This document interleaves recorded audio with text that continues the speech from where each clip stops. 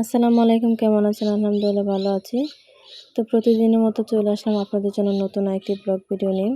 তো আজকে ভিডিওটা শুরু করলাম আমি বিকাল থেকে। আজকে আমার মা দেখেন চাল এগুলো হচ্ছে সরকারি থেকে যে চালগুলা দেয়, কাউন্টালি চাল, ওইগুলো আমার মা সুন্দর করে বেজে নিল। তো দেখেন অনেকগুলো চাল বাজছে। তো আমি এক বাটা দিতে না দিতে আমার ভাই বলতেছে ও খাবে। আমি বললাম ঠিক আছে, আপনাদের সাথেও শেয়ার করি এই গুঁড়াগুলো কীভাবে খায়। চাল ভেজে, শুকনো চাল ভেজে শিলপাটায় বেটে তারপরে যে এরকম গুঁড়া করে চিনি দিয়ে পানি দিয়ে মিক্সড করে খাওয়া যায়। আমি শুকনো খাইতেছি, যে শুকনো খাইলে অনেক সময় ঘিরও লাগে, এই জন্য এভাবে পানি দিয়ে ভিজিয়ে খাইতে ভালো লাগে। তো দেখতেই পাচ্ছেন আমার ভাই বলতেছে খাবে। তো বললাম ঠিক আছে আন, তোকে দেই, আমিও নিজেও খাই। তো আপনারাও বাড়িতে শুকনো চাল এভাবে ভেজে তারপর গুঁড়ো করে খাবেন। আর এটা সবাই খায়, তো যারা খান নাই অবশ্যই ট্রাই করে দেখবেন, অনেক ভালো লাগে।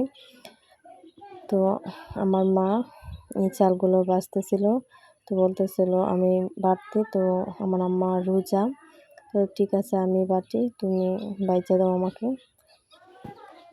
তো আপনাদের কাছে ছোট্ট একটা রিকোয়েস্ট, যারা এখনও আমার চ্যানেলটি সাবস্ক্রাইব করেনি প্লিজ সাবস্ক্রাইব করবেন, লাইক কমেন্ট শেয়ার করে আমার পাশে থাকবেন। তো এই যে দেখতে পাচ্ছেন আমি এই অল্প করে মাত্র বাটলাম। তো এই যে একটা পাতিলে আছে, আর এই যে তো আমার বাটাটা আমি শেষ করি তোমাদের মাঝে একদম শেয়ার করলাম। তো এই তো এই বক্সে রেখে দেব, যখন মন চায় তখনই খাওয়া যায়। আসলে বাইরের জিনিস থেকে ঘরে এমনভাবে জিনিস করা রাখাই ভালো। এই দেখতে পাচ্ছেন রাত্রির খাবারের জন্য আলু ভর্তা করা হবে। কাঁঠালি বিচি দিয়ে আলু সিদ্ধ দিয়ে আমার মা রাইখা গেছে, আমার আম্মাই রান্না করছিল। তো আমি এখন আসলাম, ইফতারিরও সময় হয়ে গেছে। ফ্রিজে এইটুকু আর এইটুকু রাইখা দিয়েছিলাম।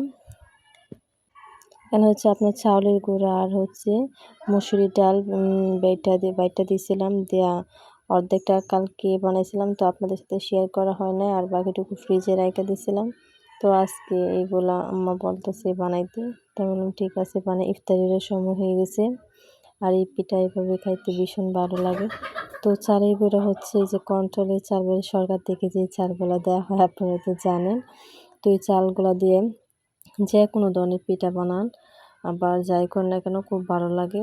তো এই যে দেখতে পাচ্ছেন মার ইফতারির জন্য কিছু ছোলা বুট ফ্রিজ থেকে আমরা এভাবে রেখে দিই, সবসময় রেখে দিই, কারণ খাইতে ভীষণ ভালো লাগে। তো এই পিঠাগুলো অনেক স্বাদ হয়েছে, তো ফ্রিজে রাখার কারণে কেমন জানি একটা হয়ে গেছে। তো যাই হোক, আজকের ভিডিওটি এই পর্যন্তই। সবাই ভালো থাকবেন, আল্লাহ হাফেজ।